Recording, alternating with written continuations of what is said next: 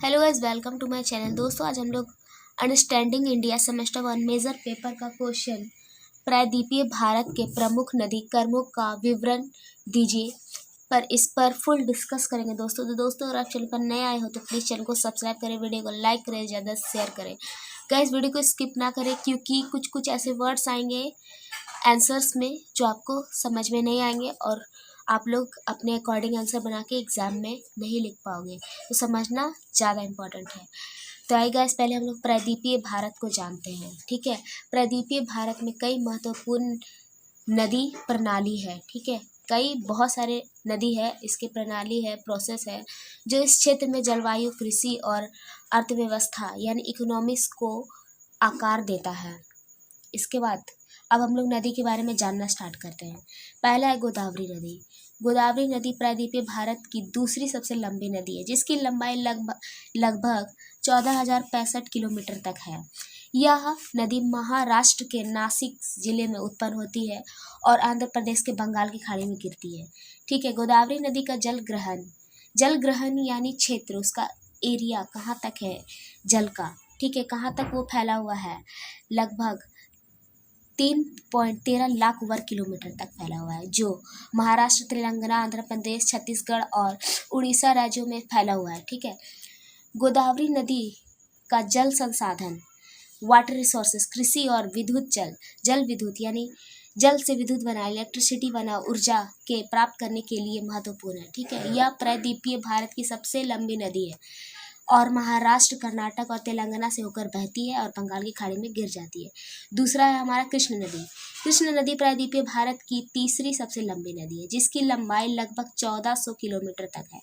यह नदी महाराष्ट्र के महाबलेश्वर से उत्पन्न होता है और आंध्र प्रदेश, बंगाल की खाड़ी में गिरती है। कृष्ण नदी में जल ग्रहण क्षेत्र, उसका जल का एरिया कहाँ तक फैला हुआ है, ठीक है, 2.58 लाख तक फैला हुआ है।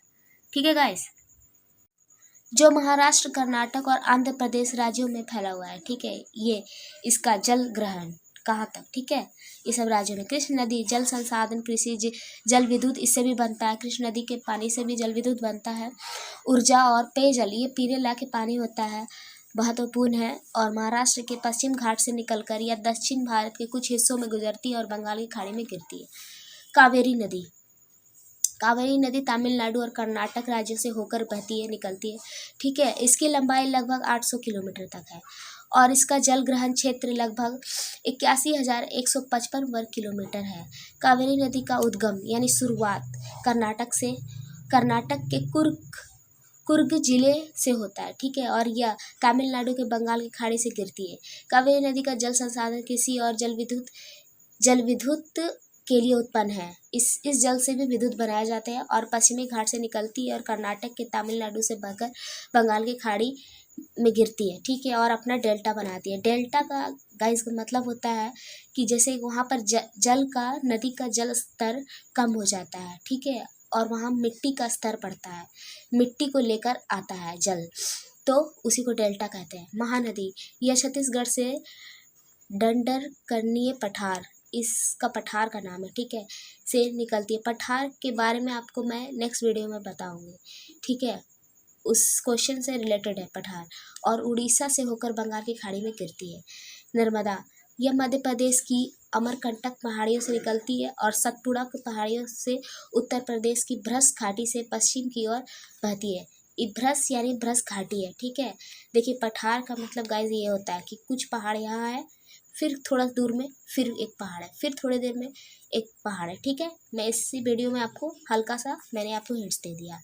आई होप गाइस आपको वीडियो अच्छा लगा हो तो प्लीज़ चैनल को सब्सक्राइब कीजिएगा, वीडियो को लाइक कीजिएगा, ज़्यादा शेयर कीजिएगा, कमेंट कीजिएगा।